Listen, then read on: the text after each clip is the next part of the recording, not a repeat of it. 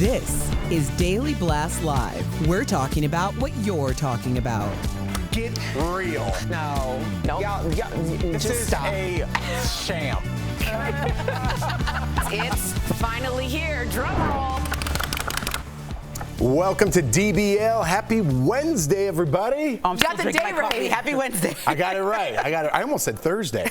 I'm a little off. Well, How we feeling? you were behind yesterday. I was behind. Now I'm making up for lost time, and I don't know. Yeah, I feel good. How are you feeling? I feel fantastic. Good. All right, let's get to it. Christina Applegate is opening up about living with MS and how hard it's been to finish the final season of her Netflix show Dead to Me, which is fantastic. If you haven't seen it, check it out. In an interview with the New York Times, Christina said, "This is the first time anyone's going to see me the way I am. I put on 40 pounds. I can't walk without a cane. I want people to know that I am very aware of all that." She also talked about taking some time off from filming the series after her diagnosis last summer. She says, quote, "There was a sense of, well, let's get her some medicine so she can get better. There is no better, but it was good for me. I needed to process my loss of my life, my loss of that part of me, so I needed that time." She also said this about living with MS, quote, "I'm never going to accept this. I'm pissed." Putting it out there, but good for her. I think for me personally, it's harder to put things out there when you're going through it. And I think she was forced to put it out there because obviously this is a very successful show. I love this show. Me too. I've been waiting for the last season. And obviously it's an aesthetic representation of who she is, and she's trying to get ahead of it. So the idea of her being pissed makes me feel a little bit more uncomfortable about it because it says that it still has her, and I always say, like, I put it out there when it doesn't have me anymore. So that's something I feel uncomfortable with, but Tori has a totally different, perspective. Yeah, and I appreciate that take because being angry is sort of like, well, does that mean she's never going to get over it? I feel like it's a real reaction. Right. It's very, very, very natural to what's going on. For someone who's in the public eye, to gain 40 pounds and not be able to walk is sort of like your whole image. My mom has Gaucher's. It's a genetic disease much like MS. And my mom put on weight with prednisone and steroids, and you get moon face, and she had to have a cane and all this thing. My sister went one way with it and became very, very quiet and scared and sad. And I got pissed. I got mad. And my therapist, who I speak to, says the anger saved me. Because instead of just, okay, I am the MS, I'm going to accept the MS, you say, hell no, I'm never going to accept this. I'm going to battle it to the end of time. I didn't deserve this. This isn't my body. I'm going to fight like hell and be a warrior. So for me, anger got me out, got it out, got the anger and the issues out instead of internalizing it and kind of bottling it in. So for me, I'm pissed. I read that so well. When my mom would get sick, I'd open the door, slam the door, open the door, slam the door, open, and then I'd break the door. But the answer was, otherwise, I'd break my insides if I didn't take it outwards, if that makes any sense. So this is relatable to you, right? And I think to a lot of people, right? Some people have that reaction. I think I'd lean more towards that type of reaction. But I don't mean to get too personal. As opposed to your sister, right? Is there a wrong or right way to have a family member go through this? Like, what that worked for you and your therapist said right on. What about your sister's way of internalizing it? And unfortunately, and I love her, and that's her way of coping, but that way of coping keeps you, in my mind, a little stuck. Because if you're taking it in, there's never an exhale. There's only inhalation of the disease. And if you can't exhale and get it out and talk to people and hit a pillow, you are rotting on the inside. I don't say that about my sister. She has seen some people and got help. But to me, the activeness of anger, the power of the anger is what got me out. And I couldn't do it any other way. I couldn't. So it's natural for having both reactions. One just, to me, pushes you out further, and one keeps you in. Your therapist would love me. Because I'm mad about this next story. Are you? I'm going to get upset about it. Okay. It turns out Adele, well, thank you for that insight, by the way. Thank you, Jeff. It turns out Adele's been going easy on us. I don't know how that even goes. Don't worry, I'm done with Adele. Because we apparently have been saying her name wrong for years. Everyone, including Oprah, has been saying her name like this. Adele. Okay, so during a recent interview with fans, Adele took a video question from a woman who said her name like this. Adele, I'm Annie and I'm from London. Where's she from? Enfield or something? Love that. She said my name perfectly. Yeah. He came and asked me how I say my Adele. name and I was like, Adele. How's And she was mine? like, hi, Adele. They do it. Adele? Adele. Adele. All right, so listen. I don't hear the difference. I don't either. Can you Okay, say are we supposed to now when I read this prompter go Adele? Do I have to do that? Because I won't do any more Adele stories. Let's say it. Can we hear it Right. back? Because I don't think It's I caught. Adele and Adele. And it's been 15 And it's years. just an accent Tell because us she's from the earlier. UK? All right, we're going to play it again. I'm going to calm down. I'm going to Okay. talk to Tori's therapist. Hi Adele, I'm Annie and I'm from London. Where's she from? Enfield or something? Love that. She said my name just says perfectly. London. Yeah. He came and asked me how I say my Adele. name and I was like, Adele. How's And she was mine? like, hi, Adele. They do it. Adele? Adele. Adele. Adele. Sometimes I feel like I'm like Adele. mocking people's accent or something when I say their name in the way they say it, which is why I always like refrain, but I also don't want to be the dumb American, which we're looked at a lot Yes. of times abroad because we're just saying it our way. So I try to figure out like how to best say, their name. But I think also like with Rihanna, like I've been calling her Rihanna for a decade before she started correcting people. And I'm like, Rihanna? I Like I know. just can't, because I don't say aunt, I say aunt. So it's like how you pronounce the word. It's kind of like this like argument that regional. goes on and on and on of like, how you going to say somebody's name. So I don't I really feel like know. you have a year window. 1 year. After that. To correct people?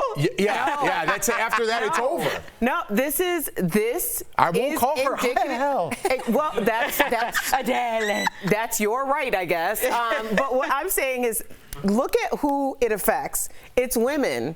And someone is telling them at the record label that this is how people know you. So you're going to go with this. And you're going to basically say, no one will know me as Rihanna again. Sure. Until Rihanna became in a position of power and was able to be like, actually, this is my name and y'all all going to get Well, with it. actually, Oprah did that very early on in her career. They said wanted to change her Orpah name to instead. like Sharon or something, Karen. But she was like, no, my name's Oprah. And then they said, okay, maybe Orpah is better to pronounce. She said, no, my name is going to be whole Oprah. And that's just what it is. And that's why they moved her to that talk show, which is kind of like pushing her out the building. And that was the best move ever for her. So I think like standing firm early in your career could also be a good thing and maybe a learning lesson for all these new artists that want to be called exactly as they are. My first year in radio, they wanted me to go by Portia Benz. Oh my God. I was Portia Benz all up in your grill. Wow. Did that come with a free drink ticket?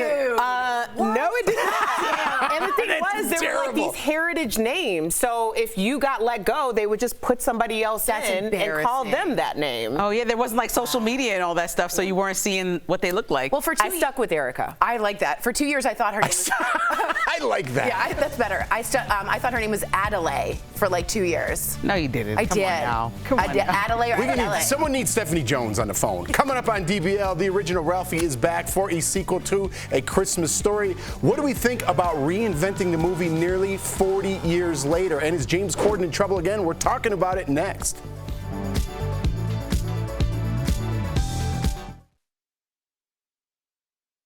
There's going to be a lot of internet chatter. That's where the red flag goes up. We are never going to agree on this. It's ignorant, and for me, it was just like a damn shame. Tell me I need to do something, I'm going to do the exact opposite. You know why I don't call in sick? Camera hog.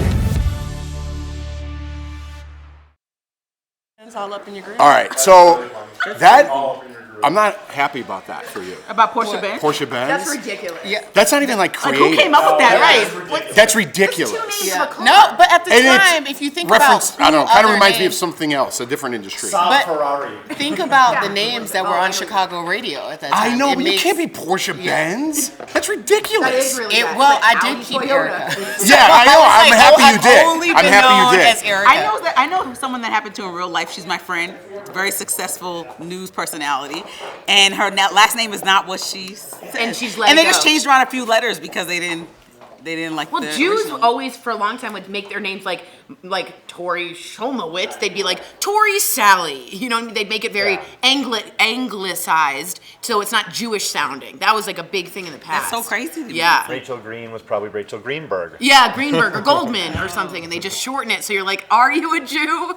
Yes, I am. Well, a lot of. I think a but lot of a lot Italians did that too. Oh, for because sure. it was a part Irish. of the mass appropriation. Always, yeah. Wow. So it was Ellis Island. in order to not. Yes. Well, yeah, in order to not appear less white, which is why appropriation works for European countries, not other countries. That makes so much sense. And also Zendaya.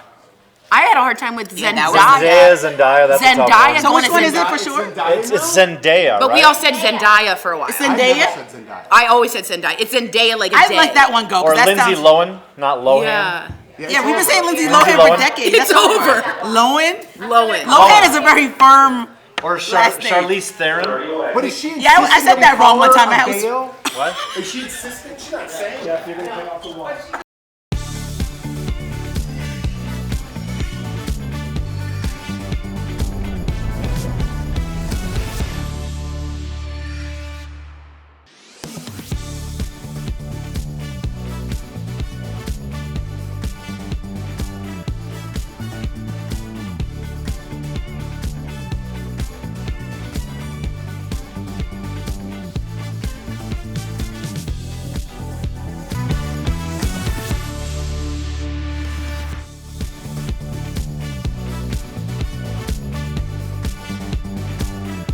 Good job, Rob. I needed that extra breath as we were continuing to fight during the break.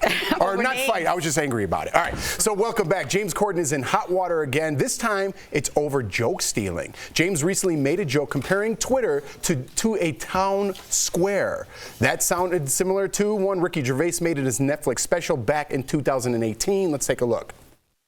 Because if someone puts up a poster in a town square that says guitar lessons available, that's like going into a town square, seeing a big notice board, and there's a notice, guitar lessons. Like, you don't get people in the town go, I don't want to play the guitar! And you go, but I don't want guitar lessons. That's bad. James has since tweeted, quote, I inadvertently told a brilliant Ricky Gervais joke on the show last night, obviously not knowing it came from him. He then directed his followers to Ricky's Netflix special. This I love because Ricky's a genius. Ricky seemed to put the blame on one of James' writers, saying, quote, I doubt James would knowingly just copy such a famous stand-up routine word for word. That was a great comeback by Ricky Gervais, but this is a bad look for James Corden. I mean, that's not even taking part of the joke and making your own. That's stealing. And if you're not going to give credit to somebody, don't do that. Yeah, but are we pretending like he doesn't have a team of writers? For sure, And, for sure. I mean, don't you expect that your team of writers would vet these things? But you see this all the time in comedy specials. Like, you're kind of asking, are you paying homage to the original creator, and it's so ingrained in pop culture that everyone understands the reference, or are you actually actively trying to steal the joke and we're supposed to pretend like we haven't heard it before? His inflection was right on, right? If you're going to tell the joke, just say, hey, listen, Ricky, he's my man. He told it exactly like this, and then say the joke. But I'm thinking what Eric is saying is true. I think a writer took it and didn't tell Ricky and didn't tell James Corden. You got to fire that guy. Of course. Or maybe they didn't know. Right. But with the people get inflection? things like, But the word for word is pretty on. Yeah, that's what the inflection is. Yeah, the inflection was right on. I will say that, like, Robin Williams has been accused of this in the past. Amy Schumer has been accused. When you steal jokes so specifically, it feels like plagiarism in a way, and you're trying to take credit. SNL has apparently done skits in which Groundlings and Second City had done them the week before, and they were in the audience, stole them, and took them back. So it's a no-no in comedy, and James Corden's already underwater for being rude to waitstaff. His day isn't getting any better. I'm glad they corrected it, though. But the thing is, like, usually it's smaller comedians or smaller businesses whose ideas get taken, and then they can't do anything. They yell and scream, and sometimes on social media, we create an uproar for them. But most times they don't get their money, they don't get their credit. And so, you know, should be an example. Like, you can get caught. You know, you're stealing from him. But I also think when you really love your craft and study your craft, like, maybe he's watching the big specials. Like, I would say Ricky Gervais is up there on the big comedy specials on Netflix. Like, you think you would know kind of like around the ballpark of big lines that landed for a comedian. And if that was one that was very animated, you would think you would be like, you know, I'm not saying you should remember every single line from every comedy show, but you would think it's like, you know, somebody on your team would say, hey, I saw that special. They let him down. That looks familiar. You know, you have tons of people from your EP down that read that script before it goes on air that night or films that afternoon. Cut it out. Somebody knew that was from his special. So when does it become ingrained in pop culture and we all understand that someone has said this and we know who that person is, and when you say it, you're saying it in reference to a pop culture moment? That's what Robin Williams was saying. He was saying, these are so ingrained in the jokes of the world that by me saying it, I'm not saying, it's like the happy birthday song. They're just there, and we all can kind of take from it. But this was so specific that you're like, Yeah. All right, so it turns out YouTube lead singer Bono, I won't be stealing that. So might be a lightweight, okay? So in his new memoir, Bono revealed that while visiting President Obama at the White House, he passed out in Lincoln's bedroom after having 1 or 2 glasses of wine. Bono insisted he got drunk so fast because he has an allergy to salicylic acid. That's so specific. I don't know. Yeah, Obama wasn't buying it, and neither do we. Yeah. Bono said he wrote the book as a love letter to his wife of 40 years. Speaking to GMA, his long-lasting marriage has come down to one thing. Let's watch. Friendship is at the heart of it, really. I mean, friendship is a lot less kind of passionate as it looks at face value, but I think it can outpace even romantic love. If you've got both, even better. Yada, yada, yada. I've been married 40 years. Let's get back to the Lincoln bedroom thing. Right? Isn't that what you want to know more about? Yeah, I love that. Cynthia Bailey just released a statement about her divorce from Mike Hill, which is recent, and she said she realized that if they continued on, they wouldn't be friends, and she wants to marry her best friend. And I thought that was really beautiful because I do believe that that's how relationships last. They have to be your best friend. Is that not the conversation? Are we not? It is the conversation. It was a conversation, but you know what I mean? If I celebrate my 50th anniversary and I get drunk in the Lincoln bedroom, guess what story I'm telling? Not the And I'm like completely in baby world because all I'm thinking is I love Bono. He plays Clay Calloway in Sing 2 on Netflix, and he just is making my life so easy because Kinsley loves that character. That's the only thing that came to my mind when I saw his face. Like, thank you, Bono. You really are a pleasant man. I will say this, he also discusses having a major cardiac issue in the book and almost dying, and no one knew. So the book looks really good. It's called Surrender. But I want to know more details of, like, was he left alone in the Lincoln bedroom to, like, look at the Lincoln? Well, thanks for bringing that up because yes. I feel heartless over here. No, I mean, it's like a drunk story. Who doesn't have one of those? The Lincoln bedroom? Come on, that's the ultimate drunk story. We'll be right back. We got to go. Bedroom. We should have did the story to lead Not off. a bedroom. It's a bedroom.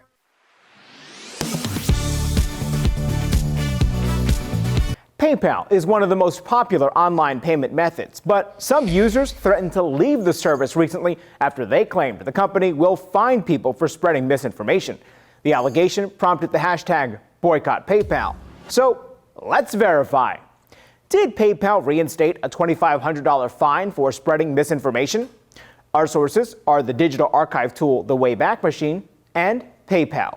PayPal doesn't fine users. Its terms of service allow the company to take up to $2,500 from merchant accounts to settle disputes with customers. In early October, PayPal posted a document that added spreading misinformation as a policy violation that would allow customers to win disputes. PayPal quickly removed the document after it went viral and issued a statement saying it never intended to post that policy. However, weeks later, hashtag boycott PayPal went viral again. This time, the post claimed that PayPal reinstated a misinformation fine after the criticism died down. But the proof people are citing? It's actually nothing new. Verify used the Internet Archive tool The Wayback Machine to confirm PayPal's user agreement has prohibited providing misleading information since at least 2015 and allowed the company to take money in damages from merchant accounts for violating that policy. So, no. PayPal did not reinstate a $2,500 fine for spreading misinformation. Other payment companies like Square and its subsidiary Cash App also have similar policies that prohibit misleading or deceptive activity. With your Verify, I'm Brandon Lewis.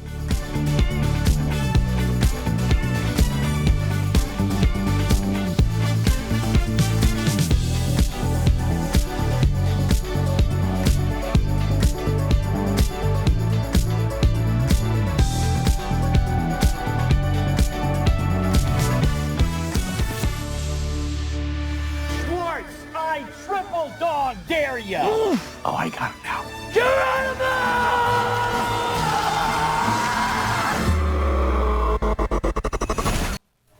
Welcome back. That's a first look at A Christmas Story Christmas, wow, which takes 30 years after the original. Peter Billingsley is back, as well as much of the cast from A Christmas Story. Here's another look. Ralph, dear old man. Fragile. He was the best. Ralphie. promise me we're gonna make this a wonderful Christmas that would make your father so happy? I promise. What had I done? And now it was all up to me? I suggest you start drinking and don't stop till New Year's. So one change, Melinda Dillon, who plays Ralphie's mother, has since retired. So Julie Haggerty is taking over the role, and the actor who played Ralphie's dad, who we just saw in that picture, has passed away back in 2006. Anyone in interested such the Christmas in this? spirit already. I'm taking after you. My Christmas lights are going up this Monday. Oh, yeah. So thank you, Kelly. Thanksgiving needs a moment. Just leave some we're gonna Thanksgiving have it with stuff Christmas up. lights up. Yeah, ours is up already. It's already done. Really? Yeah, okay, you it's already dragged done. it. I want to give it a week into November at least. That doesn't make it better. You're on my team. Has anyone seen? I'm Jewish. I never watched A Christmas Story. Really? All I know is that it was about a gun and somebody got stuck with The their tongue? A gun? Oh, you'll shoot your eye out? Isn't that it? You don't know the plot to A Christmas Story? Never seen it. I've seen it multiple times. I still don't know what it's about. That's the truth. I have no idea. There was like a lamp with a leg, and then they went to the Chinese restaurant. Right. I don't know what that movie's about. Okay, I'm starting a new show, and we're going to talk about getting Jeff drunk in the wants to Lincoln discuss. bedroom and watching classic movies. What is it about, Jeff? I have no idea what the Christmas Story is It's about. about It just seems like like a hodgepodge of things. Right. Is it It's about the heart of surrounding Christmas. Oh my God. It's just about crazy things, going to see Santa, getting what you want for Christmas. You'll shoot your eye out because he wanted a BB gun. He does shoot his eye out. But what is the foundation of it? Give me The moral to the story. Yeah, we need the plot. The moral to the story is... What? The moral to the story is crazy things happen, right, around Christmas time, but at the end, you're all a family. And Love it's is all love. good. Yes. Huh. I didn't And get that's that. more important to talk about than anything I didn't else. get that. And I think I just proved my point. You remember all these little scenes, but you can't put it all together. Like, what is this about? Well, listen, I didn't write it. Wayne, I got it over it. Wayne. Oh, they just call you Wayne? I had flashbacks. Oh, my God. We'll be right back. This November, escape the cold with the luxury included vacation to Sandals Resort's newest location, Sandals Royal Curacao, where amazing comes together. Watch DBL every day for a word of the day. Then enter at dailyblastlive.com/sandals for your chance to win a 4-day, 3-night escape for 2 to beautiful Curacao. The winner will be announced on DBL November 23rd. Stop dreaming and start entering for your chance to win the trip of a lifetime.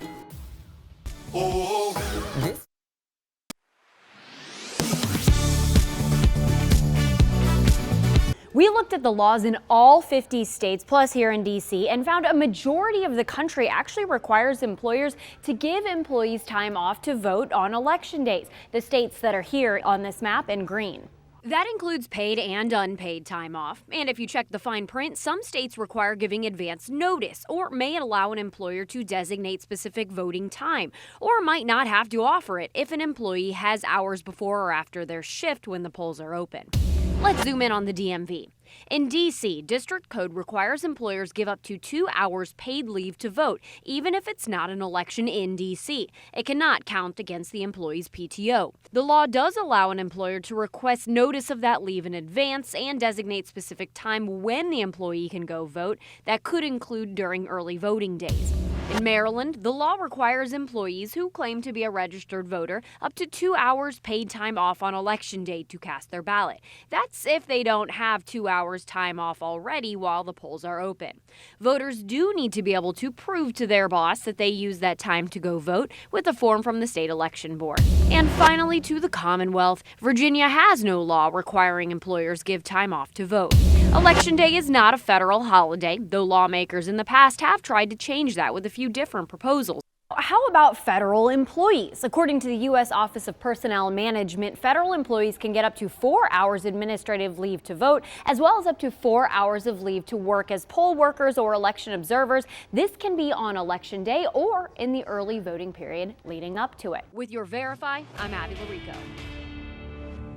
Let's be honest, we've all guessed a time or two about how heavy something is before putting it in the mail and hoped it wouldn't come back for having insufficient postage. But you probably wouldn't want to take a chance with your ballot. Some people are worried about how much postage to use, if it's needed at all, and what happens if they guess wrong. So let's verify. Will the Postal Service deliver ballots if they don't have enough postage? Our sources are the U.S. Postal Service and the National Conference of State Legislatures.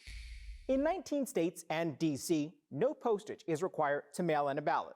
If you live elsewhere, it depends on your election officials, and you may be responsible for the postage. Many ballots need just a single first-class stamp, but if there's a lot on the ballot making it extra bulky, then you'll likely need a second stamp if it weighs more than an ounce. But it's not the end of the world if you miscalculate the postage your ballot needs. The USPS says they'll still deliver it because ballots get special handling over regular mail.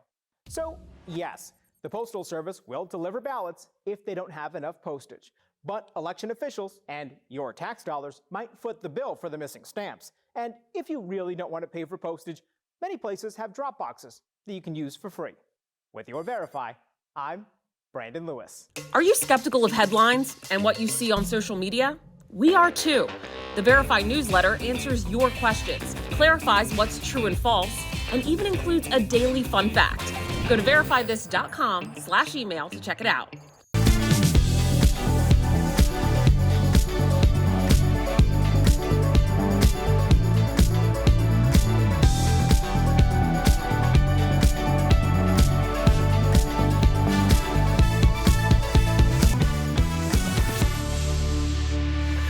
Welcome back to DBL. We're excited to kick off the Sandals trip giveaway to beautiful Curacao. So let's reveal the word of the day.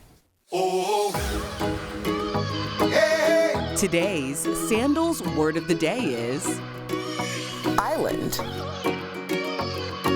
Ooh, go to dailyblastlive.com/sandals to enter the word of the day right now. And don't forget to watch every day for more chances to win the trip of a lifetime. Odds are pretty good. Sign up.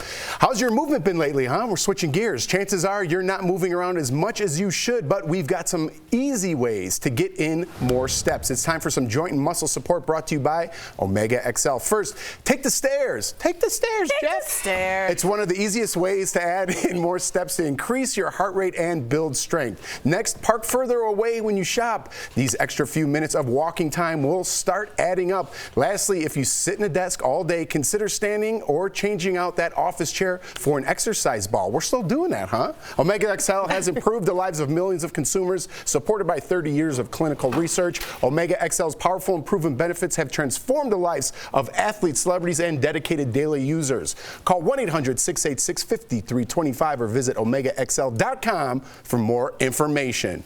Still doing the exercise ball for the core?